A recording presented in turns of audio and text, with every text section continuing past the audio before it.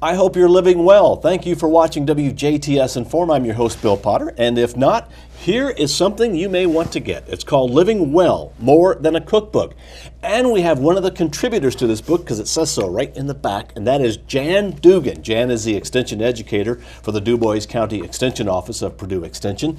Jan, this is a book that you're part of. Yes, this was a great initiative that a national group that I'm a member of did a couple years ago, and we now have these for sale in the Purdue Extension Office here in Du Bois County, and I'm selling these books for $15, so it's quite a bargain for a hardcover book. It's Living Well, More Than a Cookbook, because it has more than just recipes in here. And let me just show you some of the content of this book, and I think this might excite you and some of your viewers, because it has some information in here on living green and recipe, some of the kinds of questions that I get in the extension office about a few tips on how to prevent mold. So keeping your surfaces clean and dry, wiping up spills. When cooking, turn on a fan to vent it to the outside. Use a humidifier. These are all some tips for dealing with mold or living green. We also have some more tips in here on home safety, general home safety, things you might want to consider in the stairs or the bathtub. And you know, as our population grows older, there's things that we need to consider to keep home safe for those elderly folks so that they do not fall, because falls are the #1 reason that elderly folks end up in the hospital. Yeah, a fall. So we want to keep our homes safe. So there's some information in here on that. There's some information in here on how to do a budget for a family, how to set up a financial system. So it's all those topics when you think about raising kids, eating right, spending smart, living well. All those topics have some information in this cookbook and some great recipes. Because it is a cookbook. It is a cookbook. This project was a project by the National Extension Association of Family and Consumer Sciences Professionals. So everyone across the United States that does the same job that I do here in Du Bois County for Purdue Extension, our land grant system throughout the United States, educators, sometimes they're called agents, extension agents, sometimes they're called educators, all work together to put this book together to contribute recipes. And these are healthier versions of some of the recipes that we all love and enjoy, but maybe by just tweaking a little bit, they became a little bit healthier for us to enjoy. And so there's probably everything from entrees to desserts. Yes, to there a little is. bit breads, I guess. There is. There's some there, and they're set up where you know what state they're from. They're set up by the different topics, like breads and grains. Here's a section on breads and grains. Beautiful photography in the cookbook. Great recipes. Some from within states. If the educator had access to a local restaurant's famous recipe, they were given permission to put that in the book. So there's some famous recipes in here. I've bookmarked some of the favorites that I've used out of here. So have you had Texas or Tennessee caviar? No, I'm not. I'm afraid to ask what that is. Oh, this is a great one. The Tennessee caviar is great. It's black-eyed peas, green bell peppers, onion, chopped jalapeno chilies, hot salsa, cider vinegar, sliced green olives, Italian salad dressing, some Baileys for seasoning, and some seasoned salt. Wow, now, you know, that sounds really good, and it's probably got all the fiber you need with the black-eyed peas in it. Yeah, it's a great source of fiber and protein. Would be a great snack. Of course, Tennessee caviar came from Tennessee, so that's where that recipe came from. This favorite coleslaw recipe has become a favorite of our families, and it's just a little bit different than the oil vinegar that I used to do or the mayonnaise type coleslaw that I used to do. So that's a great recipe that's in here. Everyone's enjoyed that one. We've got another recipe, if I can get a hold of it here, that I've marked. Corn salad. So right now this corn salad calls for a can of corn, but if you've got sweet corn, you could just microwave your sweet corn for about 2 minutes per ear. And then I learned a tip the other day on cutting sweet corn off the ear that has really been a lifesaver for me this year. So imagine that you have an ear of corn and you've microwaved it, and then you want to cut the corn off the cob. If you just take the cob and lay it on a cutting board and cut it in half, not lengthwise, but across the cob, cut it in half, then you have a flat surface to turn your corn up, and it's a shorter surface to cut down with your knife to cut that corn off your ear. So much easier. So much easier. Safer too. Safer, less risk of cutting your fingers, and quicker. I actually think it's quicker to do that way. So that's how I've been cutting my corn off my cobs lately. But you could use the fresh corn and substitute the canned corn, and then add bell pepper, chopped onion, a tomato, a little mayonnaise, just a tablespoonful of mayonnaise, and you've got a delicious corn salad. A little bit different way to have your corn. And then, have you ever had gazpacho? Can't say I have, but I have heard of it. Do you know what it is? Not really. I've heard of it. Gazpacho is a cold tomato soup.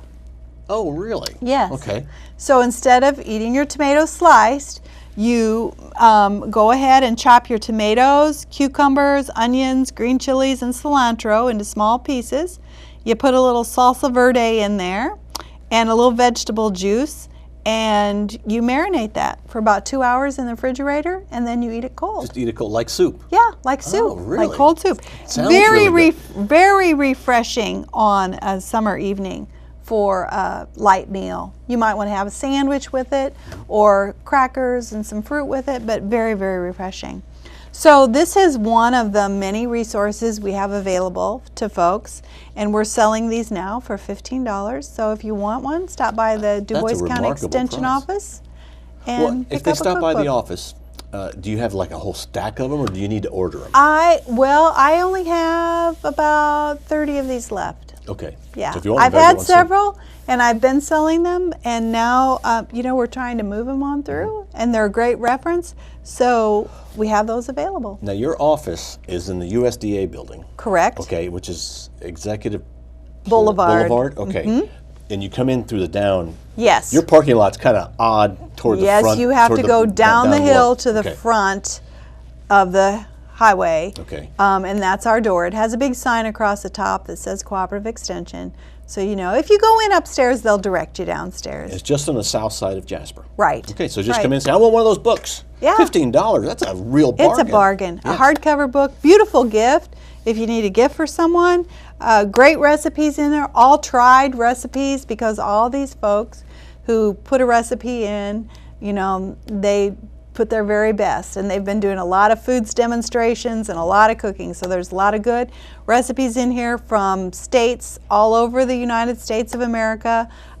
Great way to experience other states and other cuisines. Tried and true. Yeah. Well, this kind of brings me to the next question I have is, the Extension Service in Du Bois County, and really in all the counties, and really throughout the whole United States, offer some great services that people may not be aware of. Yes, we do. Sometimes people call us the best kept secret, which I don't like. I want everyone to know about Purdue Extension and what we do and who we are. And we are here in the community, local faces, countless connections. We're here to provide research-based information to individuals to help them live quality lives, to know how to do something, to learn how to do something, to solve issues, to help solve problems, to answer questions. We try to do our very best. Now, we don't know all the answers to all the questions, but as you've mentioned many times, Bill, is that we will try our best or try to connect you with that answer. I, in particular, work in the area of health and human sciences. And so when you think about raising kids, eating right, spending smart, living well, those are the kinds of programs I do. The community is my classroom. This is a very good way we have of outreach, being able to be here with you on your television program. We really appreciate you coming on. And we are absolutely, it's fabulous that we can be here and and support your programming, and we get our word out about our programming. We love that. One of the things right now, people might be getting into their canning, and if you haven't had your dial gauge checked on your pressure canner, I provide that service free, but it is a good idea to call ahead and make an appointment because we are busy people. We're in and out of the office quite a lot. So to walk in and expect your canner dial gauge to be checked right away and walk out with it, that might not happen. You might have to leave it for a few days, or if you call ahead, we might be able to make an appointment for you to do that. That's just one of the minor services, that I do. We do community education, we do parenting, working with the Department of Corrections, we do nutrition education in the schools, we teach dining with diabetes classes to those folks who have diabetes, and it's a cooking school, so it helps people understand how to cook when they have diabetes. There's lots of different kinds of things we do, but it's all about education and helping people improve the quality of their lives. Now, I also have great colleagues that work in our office. Our 4-H Youth Educator, Kendall Martin, works with the 4-H program and the 4-H Youth Development Program. Ken Eck is our Agriculture and Natural Resources Educator, and he works with the farming community, with the agriculture community. He also works with homeowners. We just had a gentleman stop in today who had a cicada killer that he wanted identified, and it's an insect that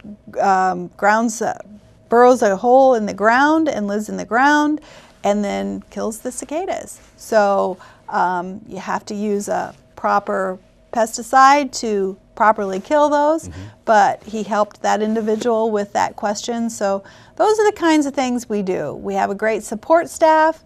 We're here to help serve the community and provide answers to questions.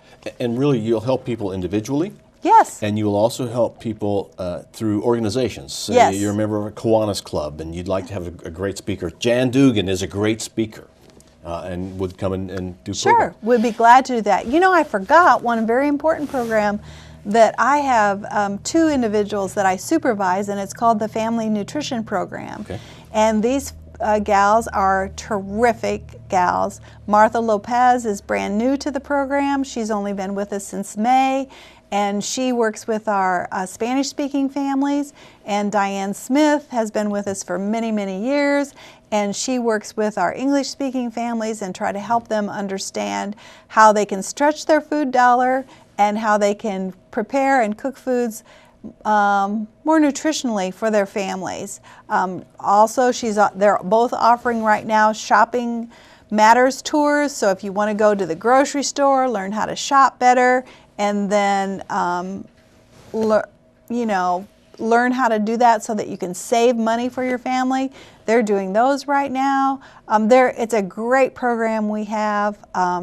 It's a partnership with Purdue Extension and the United States Department of Agriculture and our local extension office to provide that program. And it's all a program that's available. And it's free. Sometimes you'll have seminars that you may have to pay because there's materials. But right. for the most part, everything you do is free. We try to provide services free, but we also have some, as you mentioned, when you do a food demonstration, there's costs involved. Sure. Or when you provide a booklet or a handout to someone, there might be some cost involved, but we try to do what we can. Okay, so the best way is to give them a call or stop by the office. And here's the kind of thing you can do. Jan, if I'm eating jalapenos and my mouth it's really way too hot for my mouth and I can't handle it, how do you stop that burning?